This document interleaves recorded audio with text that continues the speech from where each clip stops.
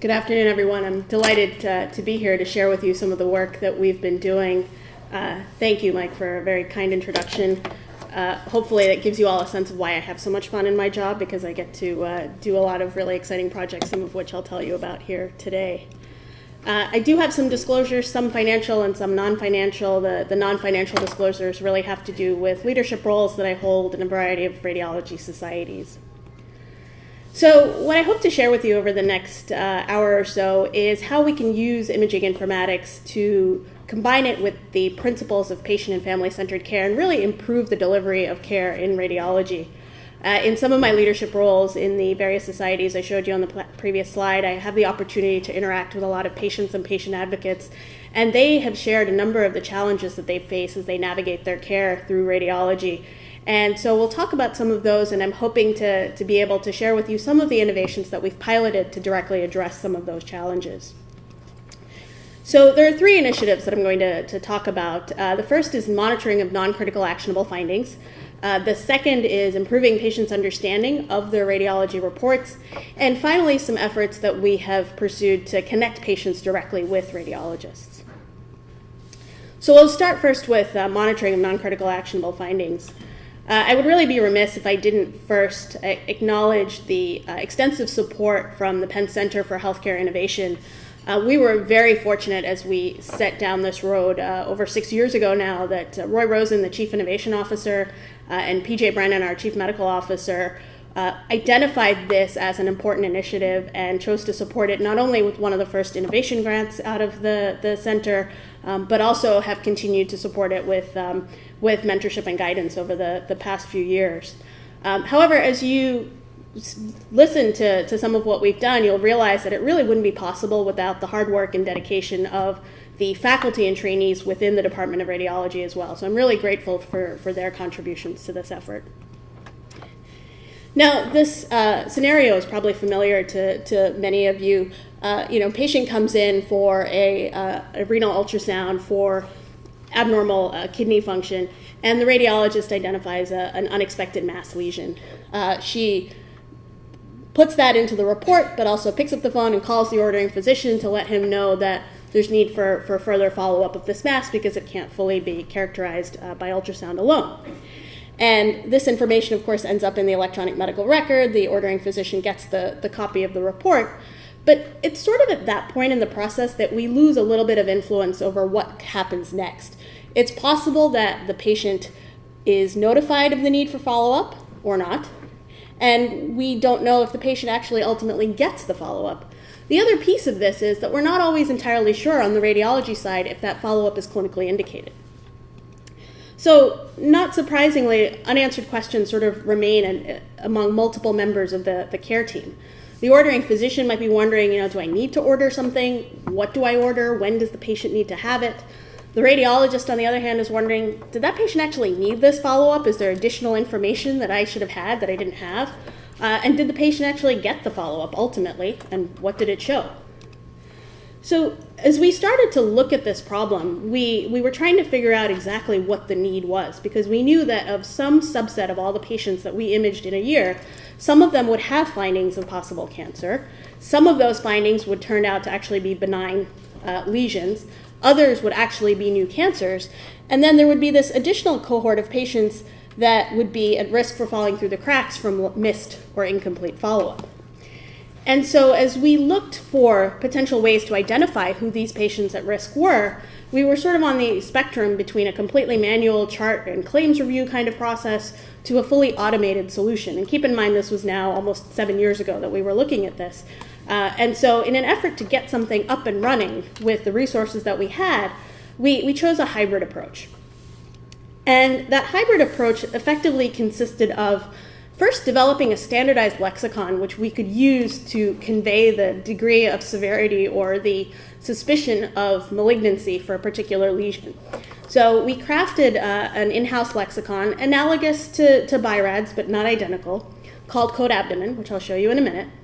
And we wrapped that into structured reporting for focal masses initially within the liver, pancreas, kidneys, and adrenal glands, and then subsequently expanding to other body parts as well. And we started with abdominal imaging because this is a project with Hannah Zafar, who's my co-PI and collaborator on this effort, and she's an abdominal radiologist, so this was her domain of clinical expertise. And in that structured reporting template, what we did is we required the radiologists to specify certain pieces of information if they were going to make a recommendation, specifically a modality or a type of follow-up testing and a timing interval in which it should be completed.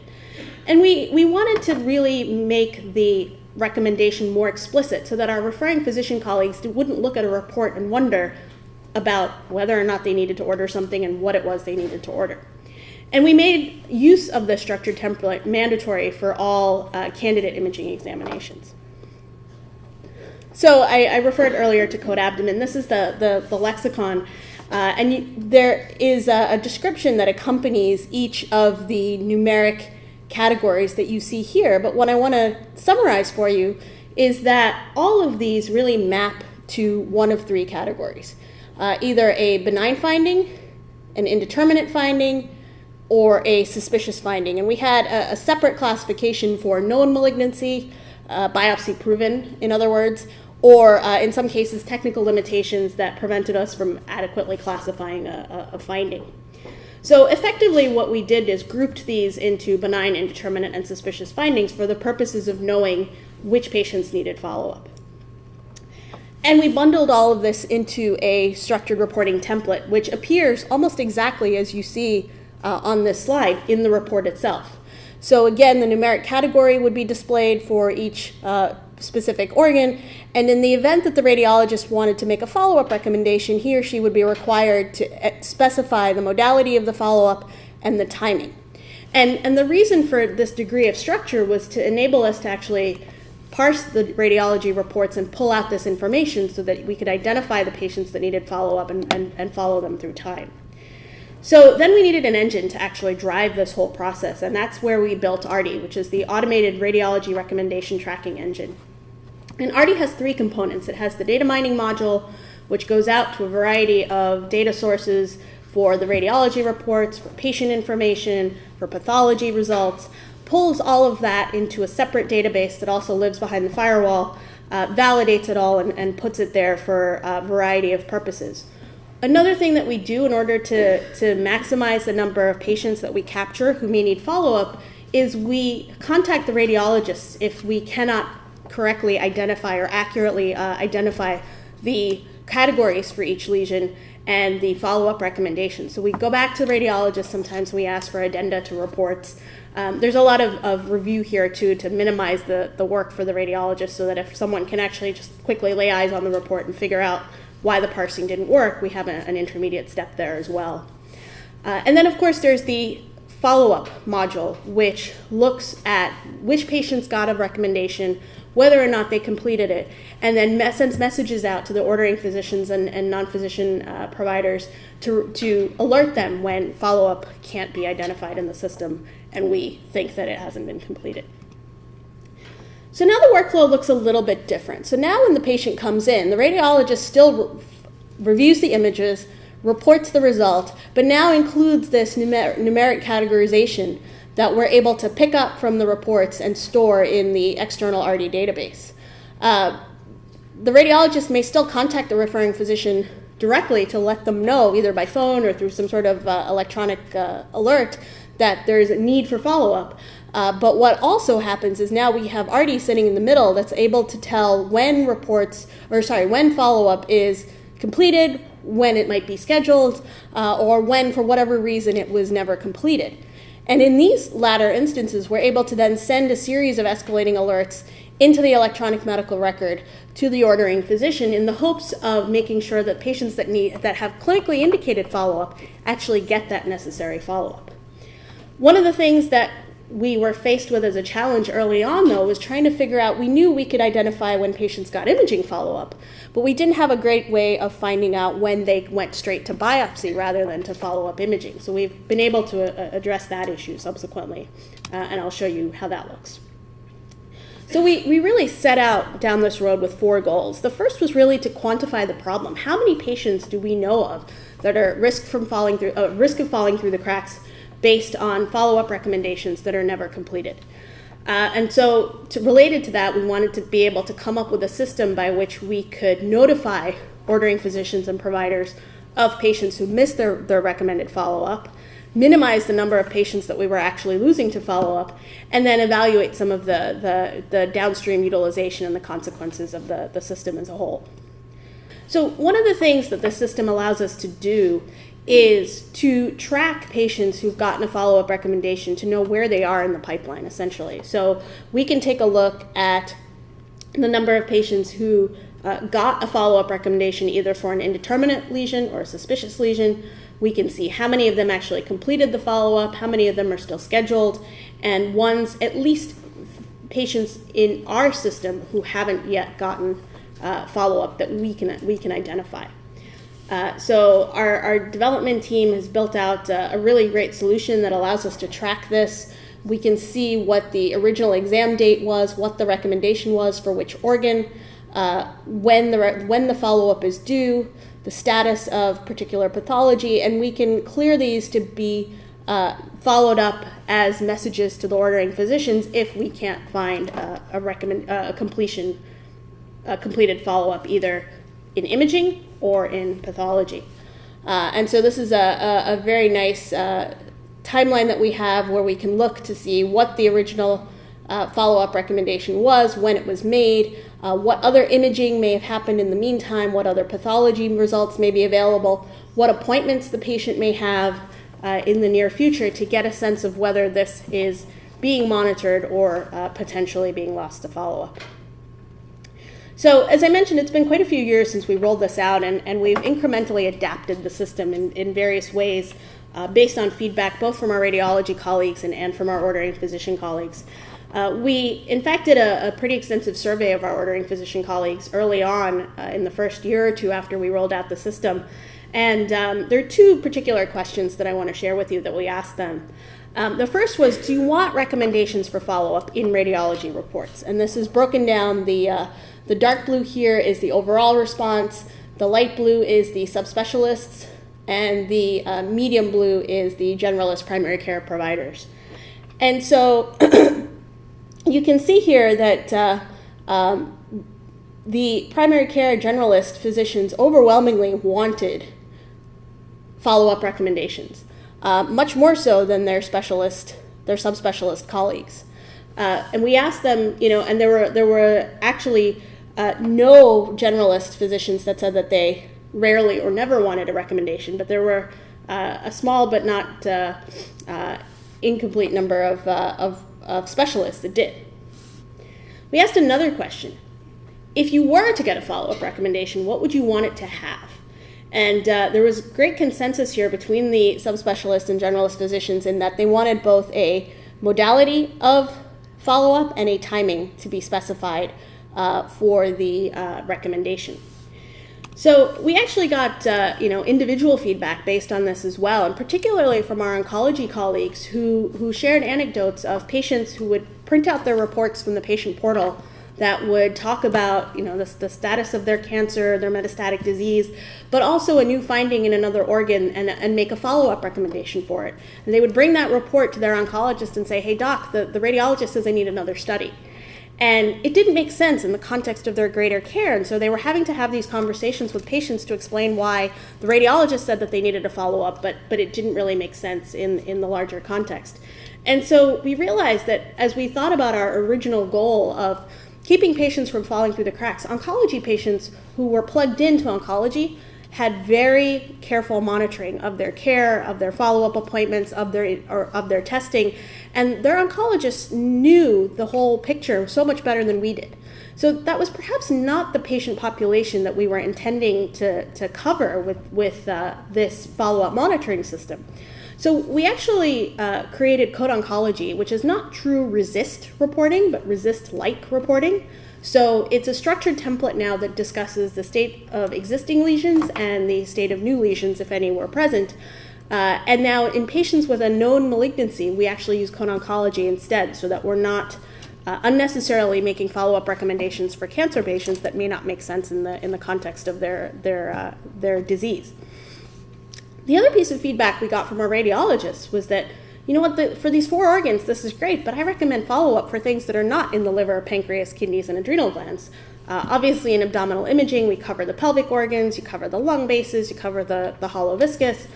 And so we created this catch-all bucket of other organs where the radiologist can actually choose from a pick list of additional anatomic structures and make the recommendation in the same way, and we can monitor that. We also provided the opportunity or the ability for radiologists to recommend things other than radiology imaging follow-up, because not surprisingly, we do that a fair bit as well. Things like endoscopy, tissue sampling, even follow-up office consultation or laboratory testing. Those are a little bit harder for us to automate the loop closure on, but still very important in the context of the patient's care.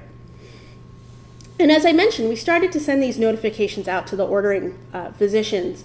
And what we were trying to figure out in cases where the patient had missed follow-up was, first of all, are we alerting the right person? Because we didn't want to continually pester folks who weren't actually actively caring for the patient. If they were the right physician, did they agree with the recommendation? Was the follow-up clinically appropriate? And if not, we were also asking for a little bit of information as to why. And we actually got a variety of interesting responses. Things such as, it was already done elsewhere, the patient wasn't interested. In some cases, the radiologist or the ordering physician disagreed with the recommendation. So this gave us an ability to kind of fine-tune the system a little bit.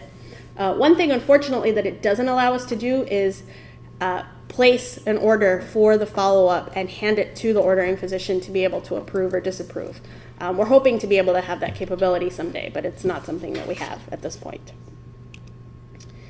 So we looked at the the data for the first year after we rolled the system out. We had about 28,000 plus patients that were scanned over that first 12-month period, and about 2,000 of them had an indeterminate or a suspicious finding. So about a little over 1,000 indeterminate findings and just under 800 findings suspicious for malignancy. So of that, approximately 200 patients, there were about 700 that had ultimately received a benign diagnosis. There were 200 new cancers diagnosed. At the time that we looked, there were about 300 in the pipeline waiting for their follow-up imaging. And again, this was just imaging follow-up, just within the Penn system. And then there was this group of 900 patients, nearly half of the patients who had gotten a follow-up recommendation, about 3% of everybody that we had imaged that year, on whom we had no information about follow-up. Now, acknowledging the limitations of the fact that we could only find follow-up, and at that time follow-up imaging within our health system, there may have been patients who had gone straight to pathology, there may have been patients who had had testing done elsewhere, but there was at least some portion of this population that had not gotten any follow-up. And so that kind of drove the point home even more for us that we needed a system to better identify and move these patients toward completion of follow-up. Just to give you a sense of the kind of statistics that we were seeing, this is data from multiple prior years now. Overwhelmingly, exams report category 1, no mass to be detected. The next most common category is benign findings that don't require further follow-up. And then the intermediate and suspicious categories are a much smaller percentage of the total population that we're seeing, similar to what we saw in that first year. Just to focus on those for a minute, slightly more indeterminate findings than suspicious findings, and at least for the original 4 abdominal organs, lesions primarily in the liver and the kidney. Most commonly in the liver, second most commonly in the kidney that we were identifying. As I mentioned, we extended the system to include other organs, particularly pelvic organs. And when we looked at that data, the most common organs for which we were making follow-up recommendations were the organs of the female pelvis, uterus, ovaries, and endometrium. And then, not surprisingly, from that, the most common follow-up imaging recommended, or the most common follow-up recommended was either an endometrial biopsy or hysteroscopy, in some cases office follow-up in the future. So those were very concordant. Another thing that we looked at was the breakdown of recommendations and categories of lesions identified based on the different types of hospitals within our health system. We have a university hospital, we have a level 1 trauma center, we have a community hospital, and we noticed that there were actually differences in the proportion of indeterminate and suspicious findings identified between the 3 hospitals. And this was interesting to us, but we don't have an answer as to why, because there is inherently a different patient makeup at each of the 3 hospitals. And so it's unclear if this is exclusively related to that or is in part related to differences in how the radiologists are reporting these types of lesions. So this is preliminary work, and we're still looking at trying to figure out if we can tease those 2 factors apart a little better. Another thing that we started to look at as we gathered more and more data was what are the factors that could affect follow-up? What is keeping our patients from being able to get follow-up for findings of possible cancer? And so Josh Cho, who many of you know was a medical student when he did this work, is now a radiology resident with us, and this is going to be in the AJR published later this year.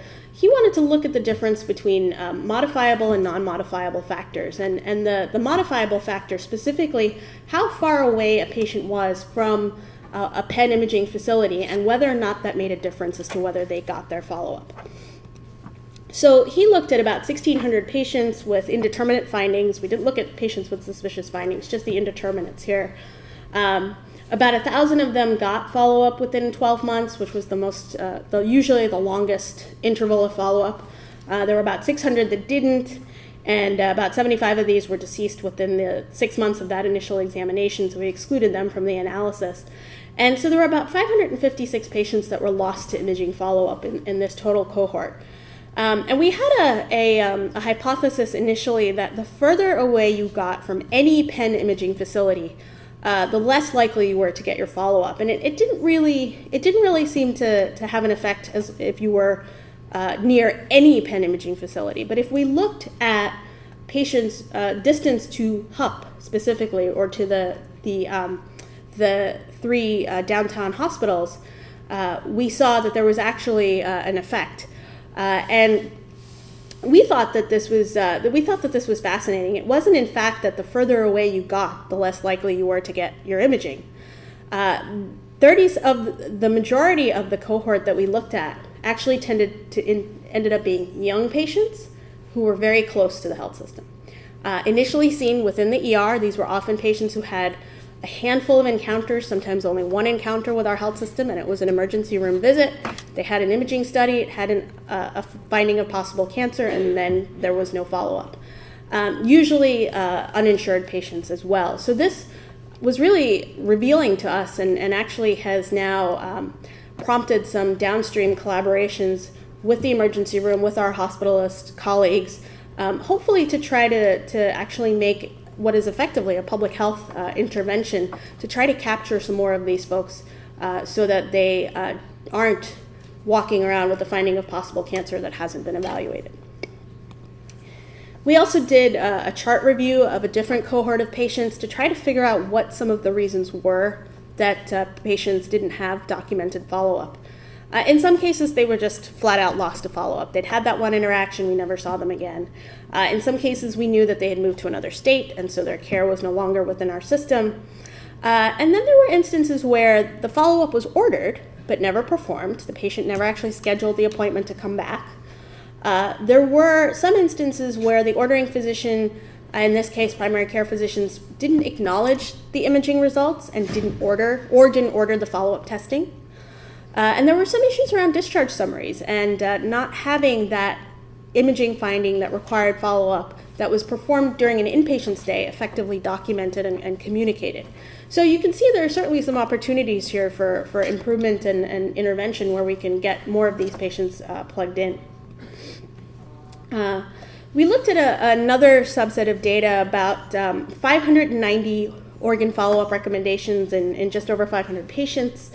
There were 459 indeterminate, a little over 100 suspicious findings.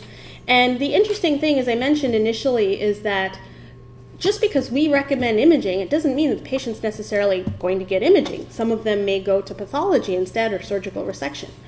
And so we looked at what kind of follow-up was performed. So about half of the patients here with the indeterminate findings got follow-up imaging. A small number of them got pathology. Of the suspicious findings, about a third went to biopsy or resection, and the rest went to, or a subset of the rest went to follow-up imaging. But the thing that I find notable here is that of the patients that went to pathology, there were 41 new cancers diagnosed here. So this to me describes the potential for the system to really make a difference. Now, I'm not talking, there's no indication in here of how many of these patients may have been lost to follow-up without the system or anything like that, but we know that there are findings that we're identifying here that are actually cancers, and it's important for us to be able to follow up with these patients. So what are we currently doing? Well, we're actually getting ready later this year to conclude a multi-center trial in the state of Pennsylvania. So we had 3 sites, including Penn, that rolled out the reporting template for one organ, just for the kidney. And we're looking at whether it had an impact and what the eventual patient outcomes were as a result of this multi-center trial. We're also developing a radiologist portal, which will allow our radiologists to get a better sense of what happens to the patients in whom they recommend follow-up. How many patients are actually getting their follow-up? What kinds of lesions are we finding? What are their follow-up recommendation statistics compared to their colleagues? It's also a great opportunity to learn about some of the pathology that comes out of some of these findings for something that was originally thought to be indeterminate and turned out to be benign, or something that actually ended up being a cancer. What was it? How many of them were they? We're continuing to work on improving our communication with our referring physician colleagues. We're able to automate these messages, but we're still facing the challenge of not getting a ton of responses back. And again, at the end of the day, this is intended to improve the way that we take care of our patients. And so we're looking at some creative and innovative ways to better address that challenge. And we're also looking at ways that we can integrate machine learning solutions to automate some of the more manual steps in this process. Ultimately, down the road, it would be great to be able to issue a patient-centric report, because if we could take everything we knew about a patient and come up with a probabilistic recommendation that is based on their personalized risk for malignancy, we could even generate a report like this, and these numbers are all entirely contrived. But if we saw that indeterminate renal mass on a patient, we could say, you know what, 20% of patients who have renal ultrasounds have a finding like this, but only 5% of those patients actually end up having cancer in the kidney. And I think that that's a question that our patients often have is, what does this mean? What does this report mean for me? And we're not very well equipped to answer that question today, but hopefully in the future. Now, I hope it was evident that this is not one person's work. There is, in fact, an incredible team of people behind ARRTE and all of the work that we do. I'm very fortunate to work with Hannah, who I first met when she was a resident. I was a medical student interested in radiology, so we have had many years of both working on ARRTE, but Hannah is both a friend and a mentor, and I'm very grateful for the opportunity to continue to work with her. We have the support of our chair and our vice chair, which is very valuable in driving this forward. And it really wouldn't be possible without our 2 rockstar developers, Darko Lalovic and Charlie Chambers, who have built the system and continue to maintain it and innovate around it. So that's extremely important and extremely appreciated. We've also had a whole team of residents, fellows, and medical students over the years that have worked on this. So we're very thankful for their efforts in moving this work forward. So I'd like to switch gears now and talk to you a little bit about some efforts around improving how well patients can understand their radiology reports. I'm privileged to serve as the chair of the Informatics Committee for the American College of Radiology's Patient and Family-Centered Care Commission. And there are 4 principles of patient and family-centered care that I think are relevant here: respect and dignity, information sharing, participation, and collaboration. And while this is an informatics talk, it is not just information sharing, I think, that can be improved using informatics tools. Certainly all 4 of these principles are relevant. And if any of you are interested in reading more about this topic, there's a very nice special issue of the JACR from December of 2016 that actually I think is an open access issue that has a number of papers about patient and family-centered care in radiology. But in my role as that committee chair, I've talked to a number of patient and patient advocates, as I mentioned, and there are common themes that they continue to mention over and over again as far as challenges that they face when they try to manage care of their own or of their loved ones or family members in radiology. One is getting access to images and reports in a fashion that is relatively seamless, efficient, and effective. Oftentimes, patients end up being the couriers, the go-betweens between their various care teams of actual CDs. It's 2019, we're still burning CDs. And so this is a real source of problems and challenges for them in terms of compatibility, access to the data, and making sure that it gets to the right teams of physicians and providers that are caring for them. Patients oftentimes explain they don't entirely understand why they're getting a particular imaging study. They certainly don't understand the results when we generate our reports that are intended for consumption by other healthcare providers and not by patients. And then, not surprisingly, it's hard for them to understand what impact a particular imaging result has on their care. And this is one that I've heard not only from patients and patient advocates, but from colleagues in the system. If only I'd been able to talk to the radiologist who read that study, it would have made such a difference in my care. And so, not to replace a conversation with a radiologist, but perhaps to break down some of the barriers of miscommunication and misunderstanding. We developed Porter, which is the patient-oriented radiology reporter. This was the brainchild of Dr. Chuck Khan, who's our vice chair. It was also the Informatics Fellowship project of Dr. Sung Oh, who was a fellow here a few years ago. Sung's clinical interest was in musculoskeletal radiology, so we piloted this originally with knee MRIs and then have subsequently expanded it to other body parts and study types. But basically the idea was, could we provide an annotated report to a patient rather than just the very technical, jargon-filled, medical terminology-filled radiology report that they were used to being able to access in their patient portal. So what we did was we embedded a brief message to the patient in all of the knee MRI reports, sent them to an external website with a code and instructions on how they could view an explanation of their radiology report. So for patients that took advantage of this, they would be directed out to the Porter website. And so all of the actual report text was stored there.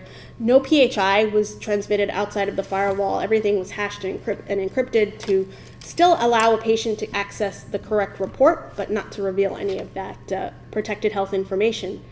And so they would see their actual radiology report as it was authored by the radiologist, but with a number of terms now hyperlinked throughout the report. And so, for example, if they were to mouse over one of the hyperlinked terms, they would get a lay language definition. They would get, if available, a link out to Wikipedia for more information. And in some cases, we were even able to provide an illustration of the anatomic concept. So in order to make all of this happen, we built an extensive glossary, not only with lay language definitions, so targeted to a 5th grade reading level, which is what's recommended in the US for patient-facing materials, but the definitions, synonyms in many cases, because terms can be synonymous and could reuse the same definitions, but also a bank of publicly available illustrations and images that we could use to map to some of these terms. One of the intentional byproducts of this system was to remind patients that behind every interpretation there was actually a board-certified radiologist physician. And so each report was accompanied by the headshot and the name and the title of the radiologist that made the interpretation.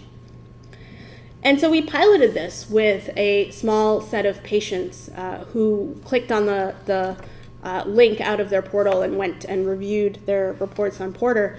And generally the feedback was very positive. One patient said that it was great for patients with no anatomic knowledge. It was helpful in understanding my diagnosis. But there was another patient who said, you know what, I'm not sure this prepared me to have a better conversation with my orthopedic surgeon. And I always share this piece of feedback because I think it's really important to emphasize that the goal of this was not to replace a conversation with a physician, any physician, radiologist or specialist, but really just to make that report a little bit less mysterious for our patients. And as I mentioned, the project has continued beyond the MRI. The glossary is now complete for all anatomic structures and all types of studies. Dr. Jen Levy, who is another one of the Penn residents, is doing a trial now looking at using this for breast imaging for screening mammography, where it works the same way that a patient could mouse over, click on a term, and get the definition. And one of the interesting things that Jen mentioned that she encountered as she was developing this is there are very specific terms used to report breast imaging that have very specific meanings in the BI-RADS Atlas. And she realized that she actually had to modify or build out the dictionary a little bit more because there was a need for a certain term to be described and defined in a certain way when it was being used for breast imaging versus for other modalities. So that was something that we hadn't really considered at the beginning of the project. So where are we now? Well, as I mentioned, it's a fairly complete glossary, over 13,000 terms covering all body parts and study types. We're working on integrating this into the patient portal so that patients don't have to be sent to an external website to actually review their reports. Jen is doing the pilot in breast imaging. Dr. Brian Park, another one of our residents, is doing a pilot related to using this for ultrasound-guided biopsy reports. And I do want to acknowledge that team as well. I didn't show you any of the work directly from Dr. Martine Carrera. She's been looking at readability of radiology reports, of resources that are patient-facing. And one of the things that we found is that we were particularly careful to make sure that the terms that we used in Porter, in the definitions, and in anything that was revealed to the patient was at the appropriate reading grade level. And so greater than 50% of the terms in the Porter glossary are at a 5th grade reading level or below.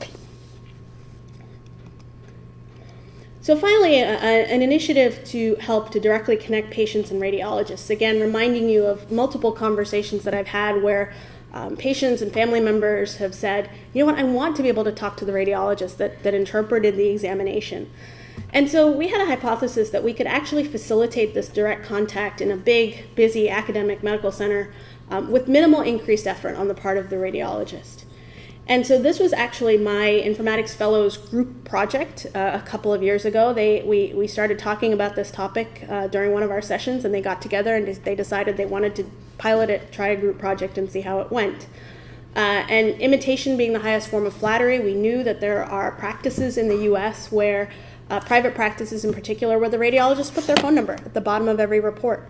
And I know that a lot of my interventional colleagues give out their personal cell phone numbers to patients, particularly so that they can reach out after procedures. But this is a little bit less common in the academic diagnostic radiology practice, and so we wanted to try it out.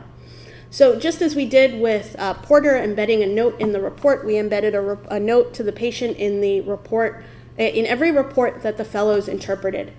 And it looked exactly like this. It said, if you have a question and you want to talk to one of the interpreting radiologists, please call this number and talk to Dr. So-and-so.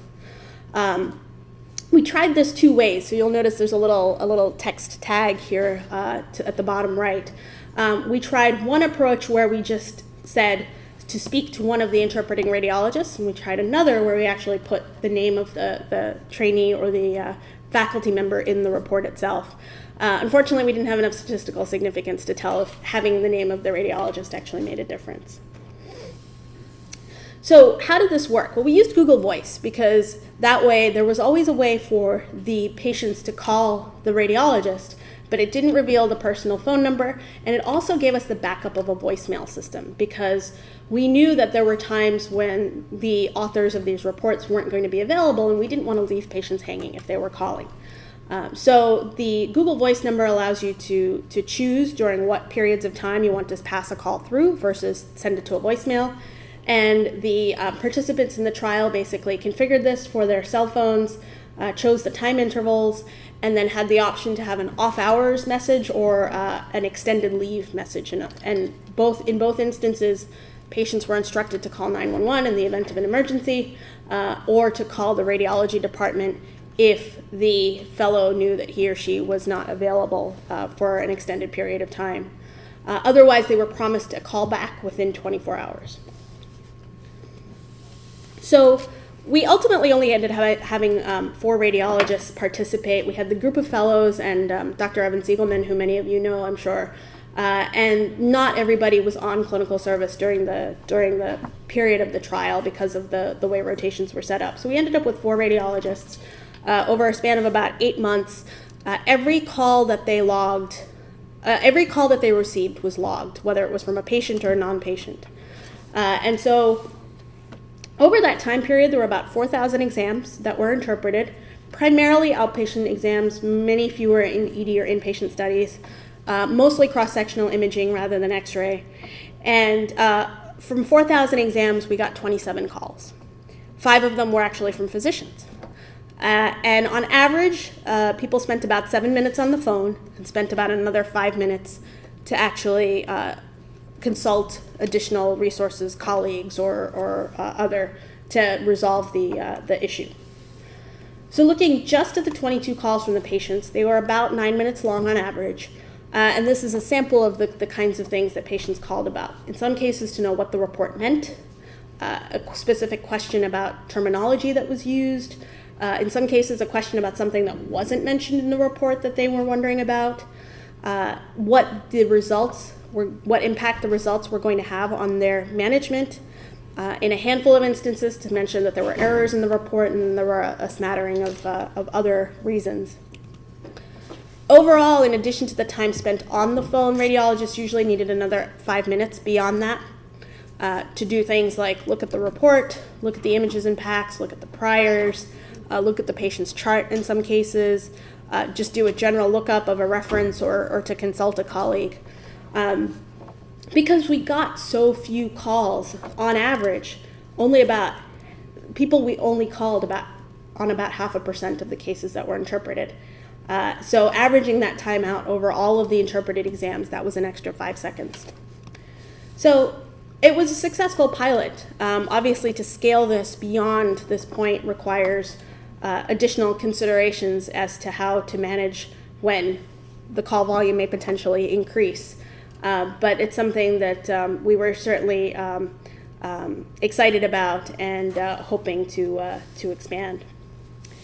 So just by way of conclusion with respect to these 2 most recent initiatives that I discussed, we know that patients want better access to radiology, to their studies, to their reports, to their radiologists.